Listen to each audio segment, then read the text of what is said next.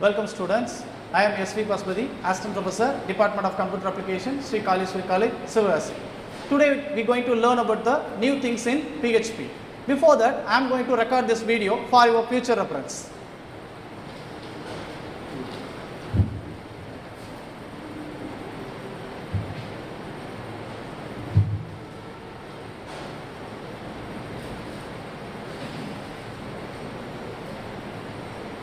The topic is dynamic web pages in PHP. What is meant by PHP? The PHP stands for Hypertext Preprocessor, and also the main goal of PHP is to enable the user to develop a dynamic web pages. What is meant by dynamic web pages? Once you log in into web page, if you press the refresh key, automatically the web page is activated. That is called as dynamic web pages. PHP, it is also called as a strongly typed languages, and it is also called as loosely typed language and strongly typed language. What is the difference between these two? Loosely typed language, you don't declare the variable in front of the variable. In loosely typed language, don't require a declaration of a variable type.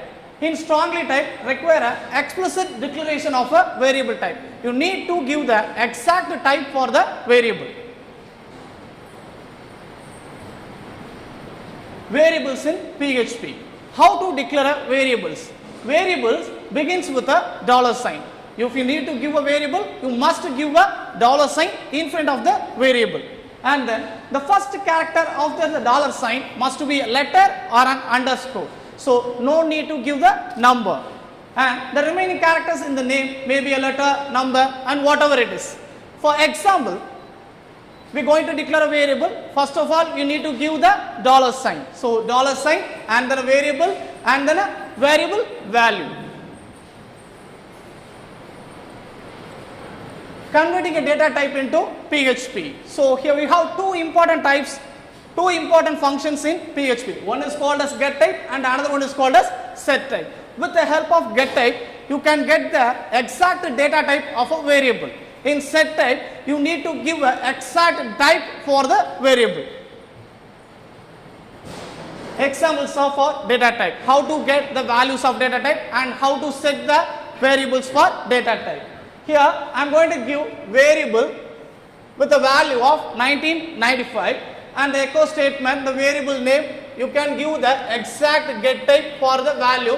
With that, you can get the type for the variable. Same as you need to give the set type for the variable, so you need to change the data type of a variable. Testing and troubleshooting. Here I am going to how to test, how to run the program in PHP. After the completion of a program, you must save the program in C drive, WAMP, www with the file and the extension of PHP.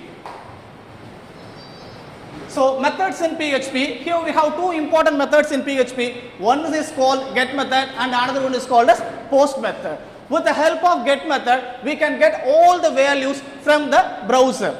So here I am giving the exact explanation for the get method. Request for information residing at a particular URL. For the post method, indicates that the data will be sent to the server as a part of the HTTP body. So there are 5 important class of responses in PHP. The numbers from 1 to 500. For the first one, 100 to 199 indicates that the request is the cursor being processed. The current process is working. For the next one, 200 to 299, the process is succeeded. For the next one, 300 to 399 indicates that request has not been performed. For that 400 to 499, it is a denote a client error. The client error means it is our error.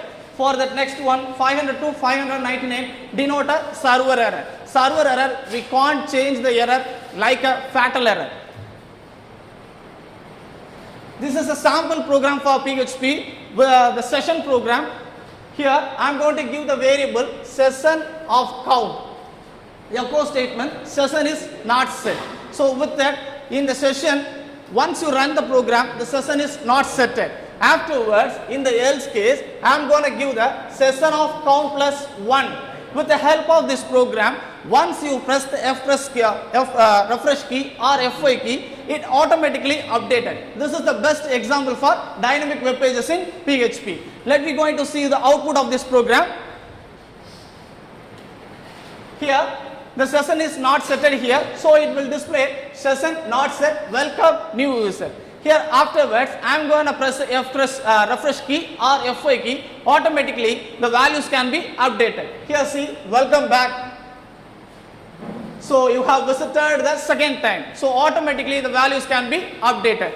So this is called dynamic web pages in PHP. So here I am going to sign out.